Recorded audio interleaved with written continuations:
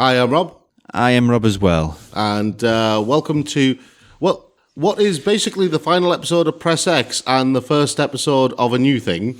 Yeah, we'll tell you the name at the end. But if you're listening to this on the podcast feed, I mean, it starts off live as a YouTube show, but we collect 2 episodes together and release it as a podcast. So if you're listening on the podcast, hello there. You'll know what the name is already. No spoilers. I don't know what that means. Okay, but yes, we'll move on. So what are we talking about this week, Rob? Well, we are talking about what's in a name. Basically, the changing names in weird ways. Like, well, kicking us off, a very obvious one is Canis Canem Edit. Yeah, that was a legal thing. I can't remember who said it, what government, what ratings board, whatever said it, but it was it said that they don't want to be releasing a game where you're playing a bully simulator, I think was the precise term, which is fine, but clearly the people who complain and protest about things in the gaming world don't play them. Surprise that, isn't it? Yeah. It's almost like people who protest things don't actually automatically outraged. Yeah. But I mean, calling it bully, actually, it's one of those things where, you know, when a name says it all about a particular thing, you don't really need more explanation. The name just... Yeah, it was a bad choice of name, though, let's be perfectly frank. Yeah. It's not really evocative of what it is, and it does imply that you do play a bully. I mean, it's like Grand Theft Auto, though. Grand Theft Auto doesn't really reflect what the game's about now. Yeah, it does. Yeah, you still steal cars off people. You still go carjacking and stuff like that. But I mean, being a mob boss from you're not really. I mean, I don't think Grand Theft Auto is just a completely. It's evolved beyond all recognition. Yeah, past what those games were on the PlayStation 1, the sort of top down. You were a tiny little guy, got in a car, drove about, quite satirical, to becoming literally the biggest entertainment property on the face of the planet by a good long way. It's not really comparable to what it once was, but it's branding, isn't it? These names are always branding. And it's easier to have a title which is good branding than have a title which explains what a thing is. Yeah. Because look at the upcoming PlayStation 4 exclusive, Ghosts of Tsushima. Yeah. If that was a literal title, you're playing a ghost in a part of Japan, that would be a bit boring. Well, unless it was like unless it was a reverse Luigi's Mansion in which you had to go around surprising Italian plumbers. Didn't we? I see. You've mentioned the plumbers, and so I've got them. It seems like I can hear the voices of a million Nintendo fans from all over the world screaming in agony because we haven't mentioned Jumpman. Jumpman. Yeah, I don't think as many. I don't think as many Nintendo fans know about Jumpman as you think they do. Every Nintendo fan I've met in my life knows about Jumpman, so I can only go by that basis. Yeah, but generally speaking, they don't. I wouldn't know. I'm not claiming to know every Nintendo fan. I wouldn't even attempt to know. And wouldn't it be every... Jumpo Man? Which makes... I'm refusing to comment on that. Sorry. But there is that sort of element to Japanese to English, isn't there, where it does translate weirdly, and it's just the no on certain letters. Well, I mean, it's not like just penalty kick. There's no Japanese for penalty kick, so it sounds really penalty kick or something. But I mean, the other thing as well is the Japanese tend to have sometimes they have really long, overly complicated names for specific things. Like, what's Yakuza? Yakuza is just Yakuza. You play Yakuza. You are a Yakuza. Yakuza. Simple. But that's not what it's called in Japan. Ryuga... you're going to have to get this up. Ryuga something. It's like... Because apparently the new one, Yakuza Like a Dragon, which turns it into sort of a... That's actually the name. Like a Dragon. That's what it translates... I was saying it. No, I'm saying the actual Japanese name literally translates as Like a Dragon. That's what I was saying, but you didn't let me because you interrupted. Oh, sorry. Tool. But yes, that's what I was going to say. The original title in Japanese translates to Like a Dragon, which I don't really know whether it explains what that game is, to be perfectly honest. Oh, Ryuga Gotoku. Yeah. Like a Dragon, I don't know whether it had been as successful in the West if it was called that. No way would it have been as successful in the West. Because that is an important part of like naming something. Yeah. It's the same. You could extend this to like box art as well, because that same sort of principle extends to that. Because I remember one of my favourite games on the PlayStation 2 had a very nondescript title and had a box art which was a bald guy holding his head like he had a really bad headache. Second Sight. Yeah. Because Second Sight tells you nothing really about what that game was. Yeah. You play. You're a guy who escapes out of a facility. He had all sorts of telekinetic powers and the like. You kind of got that message from the fact that the title was Second Sight, but that was it. Yeah, it was so vague. I mean, there's an art to naming stuff, and I think some studios get it, and some studios don't. Yeah. I mean, I'm segueing into the next episode that we're recording here, but I think Media Molecule really get it. Yeah. Because look at the two titles that they've had, Dreams and Little Big Planet. And you put the game... no, they had one other title. Yeah, but no, I'm just using the big Tearaway actually did fit. But my point is, Tearaway included then, is you look at the name, you look at the gameplay on the screen, divorced of the actual footage of the game or the gameplay of the game or what you do in the game, and then you hear the title, and you think, oh yeah, that makes sense. Yeah. That's expressing what that game is. But surely, for every good studio, there is about 20 bad ones. Yeah. When you look at games like... take Contra, for example. Contra's had like 3 different names over its history. I think it was Grisor first, then Probotector. What the hell is Probotector? There's probably some portmanteau in that. He's a protector and he's a robot. Or he's a probe and a protector. Yeah, he doesn't really work as a mashed up word, does it? No. But I mean, then they changed the name to Contra, and I'm just like, okay, I still don't know what Contra means, because Contra is like half a word. It's like meta when people say meta. It kind of has military implications, though, doesn't it, the word Contra? Yeah. It's not really a military-related game. You play a little dude who runs from the left to the right of the screen, shooting infinite bullets.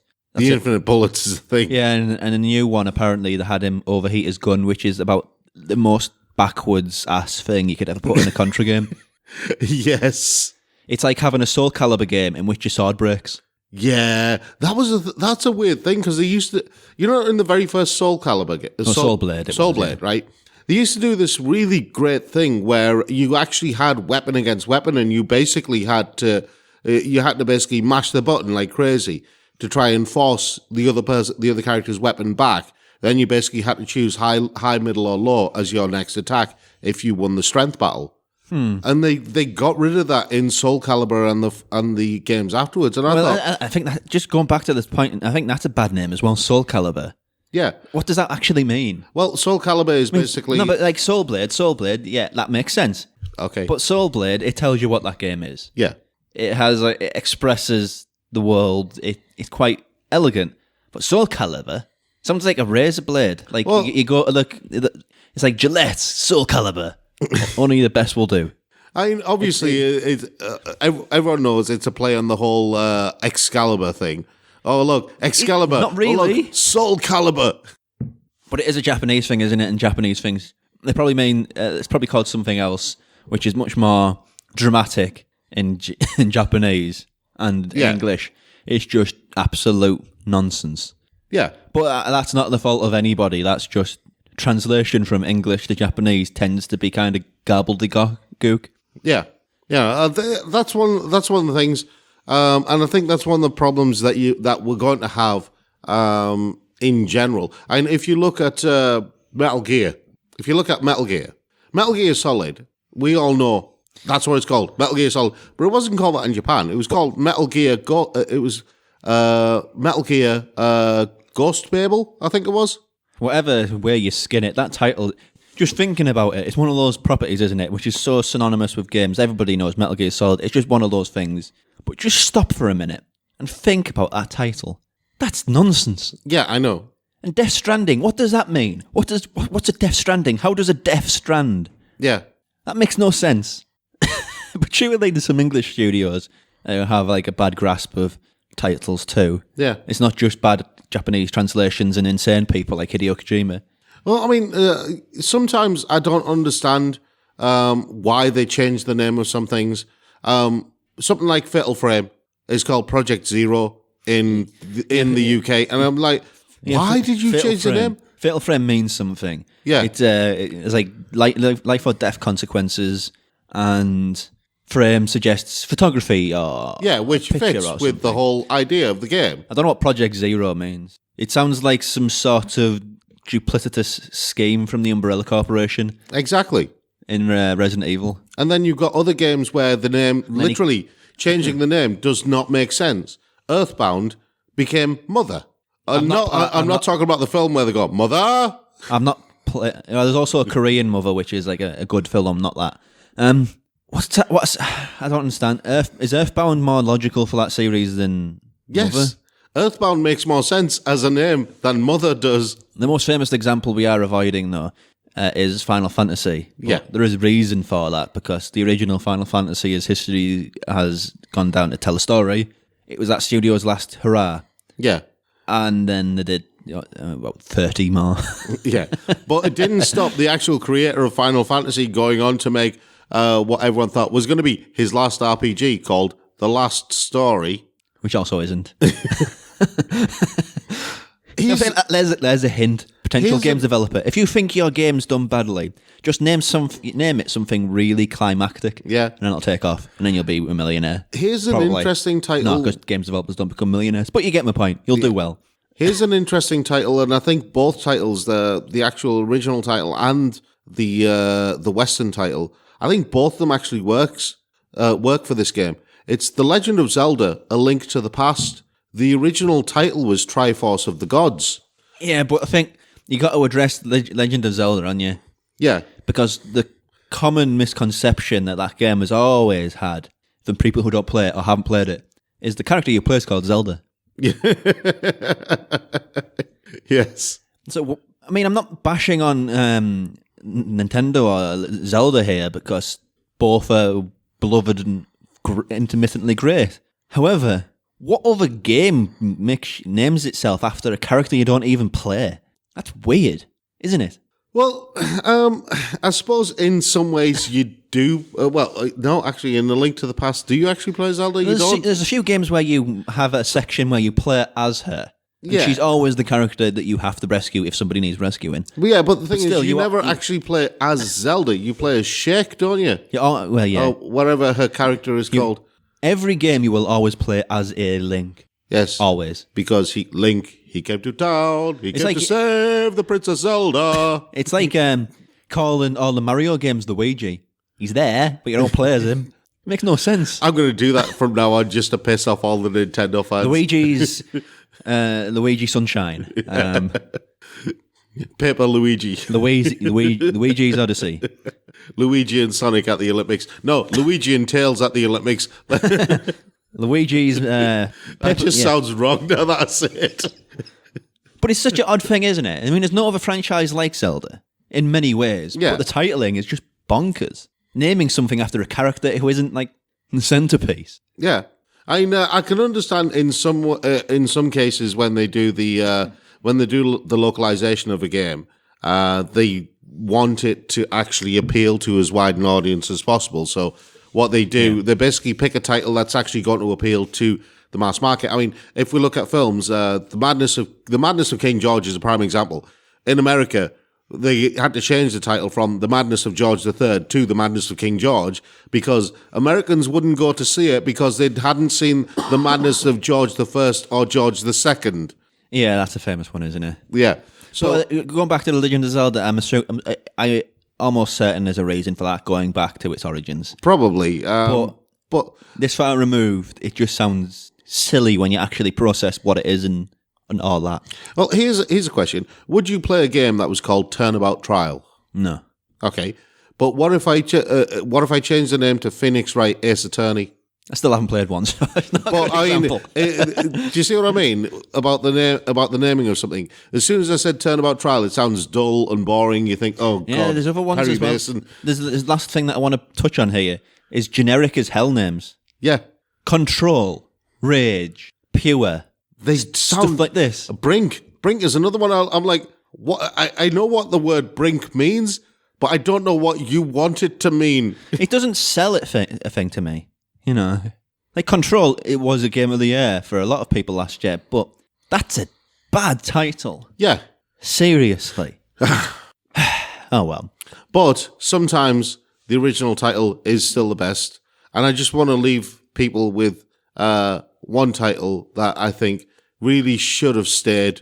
It's a bit like Yakuza in that Like a Dragon is it sells a lot of things. It has a story to that name. Calling it Yakuza, yeah, okay, it pulled us into the game, but I still think Like a Dragon is actually a great name. It is, but it just doesn't work as well as in English. Yeah. Ninja Gaiden, right? The original title for Ninja Gaiden. Yeah.